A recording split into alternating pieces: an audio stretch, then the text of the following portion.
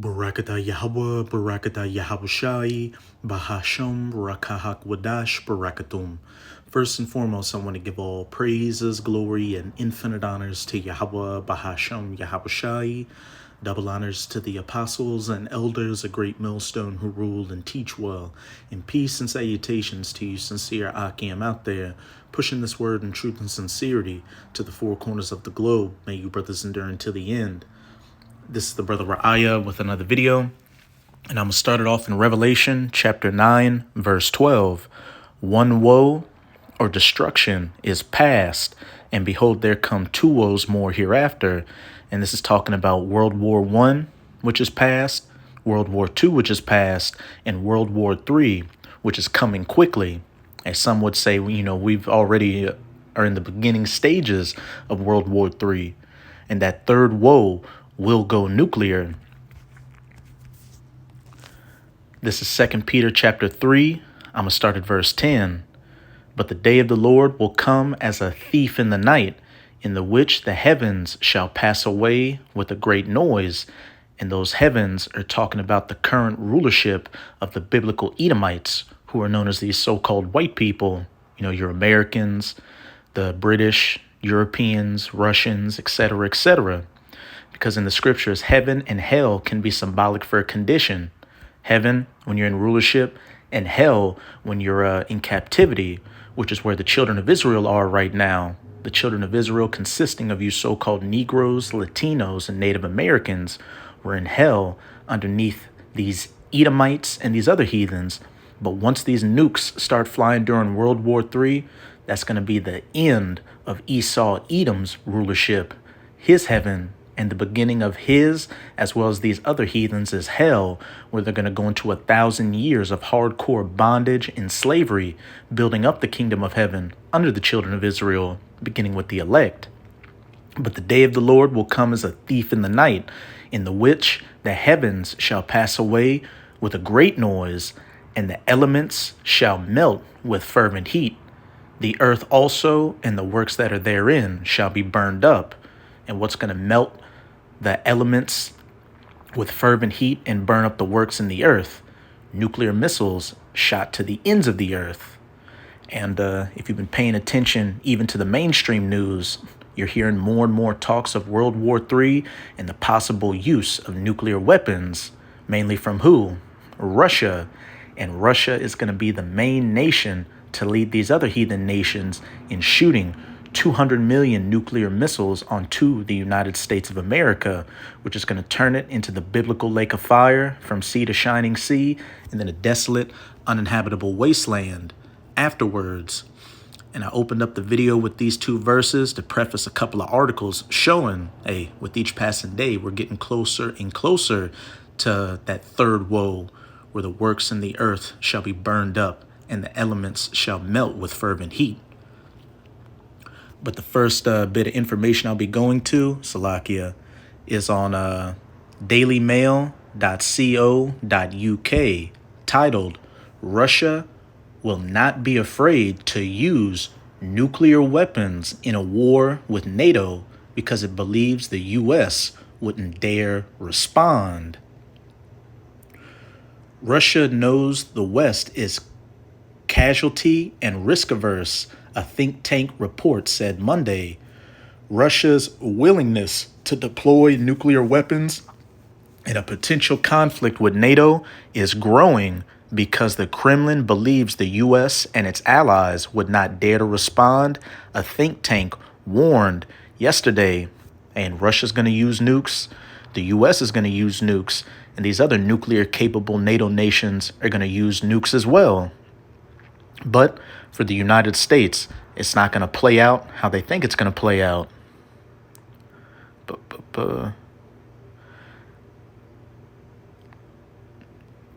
That's pretty much it with this article. You get the main point. As it says, Russia will not be afraid to use nuclear weapons. Russia's willingness to deploy nuclear weapons. And, as you've been seeing, over the last decade or so, Russia has been getting into that old confrontational Soviet Union spirit which we know during the Cold War, what was the looming threat during, that period from after World War II to like 1992, MAD, or mutually assured destruction, where the U.S. and Russia just kept building up their nuclear arsenals, and everybody was afraid they were going to use it. Well, that wasn't the time for that to take place. The Berlin Wall came down, the Soviet Union collapsed, and for the next, 20 years or so, the U.S. was the sole superpower, just running roughshod on a lot of these third world countries.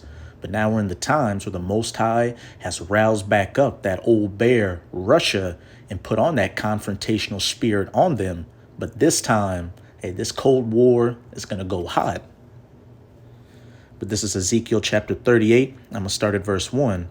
And the word of Yahweh came unto me, saying, Son of man, set thy face against Gog, which is the biblical name for Russia, the land of Magog, the chief prince of Meshech and Tubal, and prophesy against him, and say, Thus saith the Lord Yahweh, Behold, I am against thee, O Gog, the chief prince of Meshech and Tubal, and I will turn thee back and put hooks into thy jaws, turn thee back into that old confrontational Soviet Union spirit during what? The Cold War. And speaking of the Cold War, what was one of the major instances during it? The Cuban Missile Crisis, where Russia had moved missiles to Cuba, and there was a looming threat of World War III and nuclear Armageddon then, which real quick brings me to my next bit of information on RT.com titled, Put Nuclear Weapons in Cuba. Russian MP says, Alexei Zuralev has suggested that Moscow should deploy missiles in friendly countries. A blast from the past, a blast to that Soviet Union era way of thinking. I will put hooks into thy jaws and turn thee back. Russia should place its nuclear weapons in friendly countries near the U.S. in response to Washington's alleged plans to move its own tactical arms to Europe. Lawmaker Alexei Zuralev has suggested. His comments come after the Telegraph reported on Saturday that the U.S. is looking to deploy its nuclear weapons in the U.K. for the first time in 15 years in order to counter a supposedly increased threat from Russia. In a post on Telegram, Zuralev, who is first deputy chairman of the Russian Parliamentary Defense Committee and leader of the Rodina Motherland Party, pointed out that Britain has its own nuclear weapons and that the U.S. has already deployed part of its atomic arsenal to several European countries close to Russia.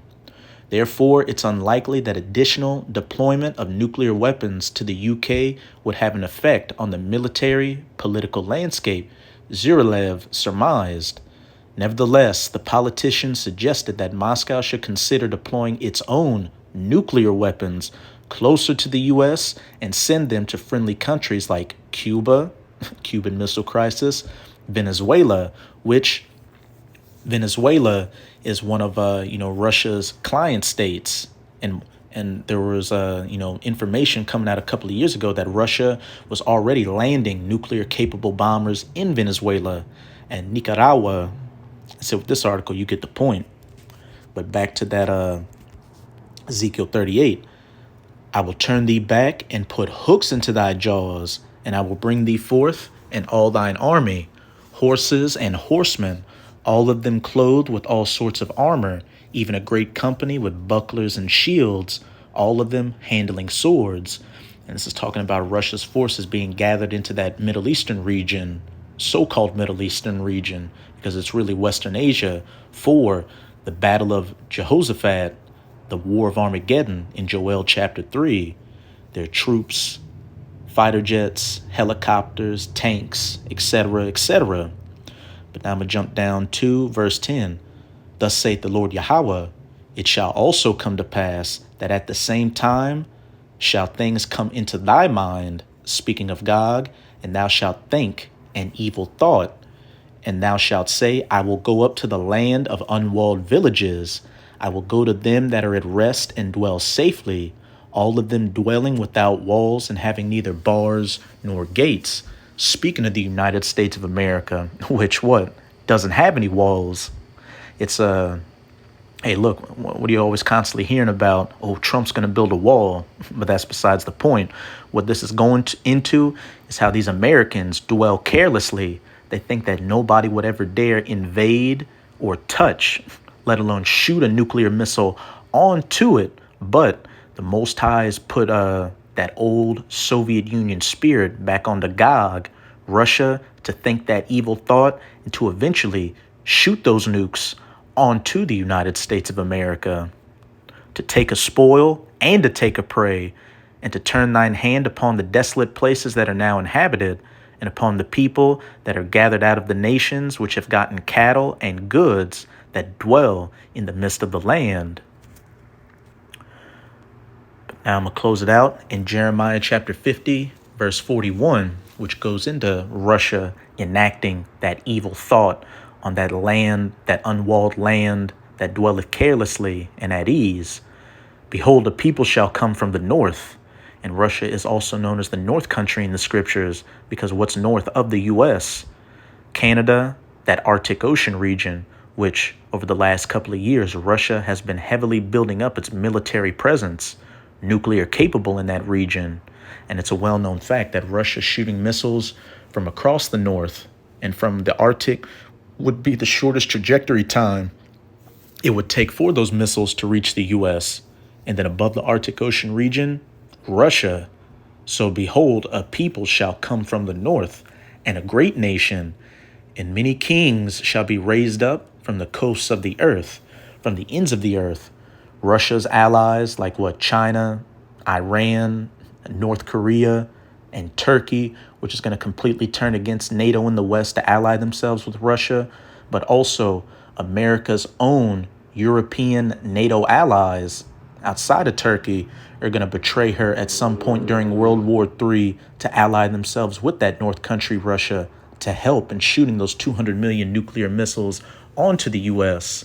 So like I was saying earlier, as that first article said, Russia is willing to use its nuclear weapons because it thinks NATO and the U.S. won't retaliate. But, the U.S. is going to get their missiles off, and some of them, and those NATO nations that have nuclear missiles are going to get theirs off as well. But it's not going to play out as the U.S. thinks it will. Her own allies are going to turn against her. Real quick, this is Revelation chapter 17, verse 16.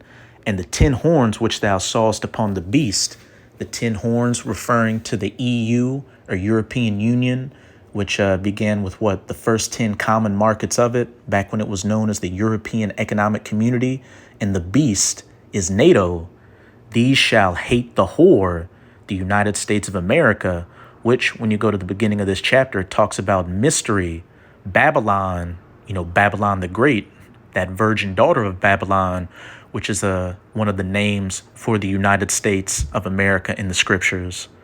These shall hate the whore, and shall make her desolate and naked, and shall eat her flesh, and burn her with fire, nuclear fire.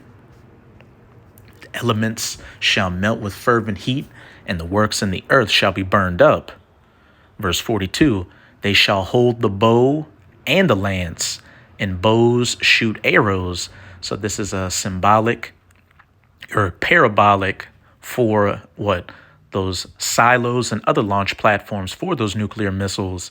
Because when the prophets saw these visions thousands of years ago, we're talking about them seeing, future times and future weaponry. So they wouldn't know what a nuclear missile was. So they described it what they could best, relate it to. A lance, which looks like a missile, an arrow, which looks like a missile, etc., etc. They are cruel and will not shew mercy.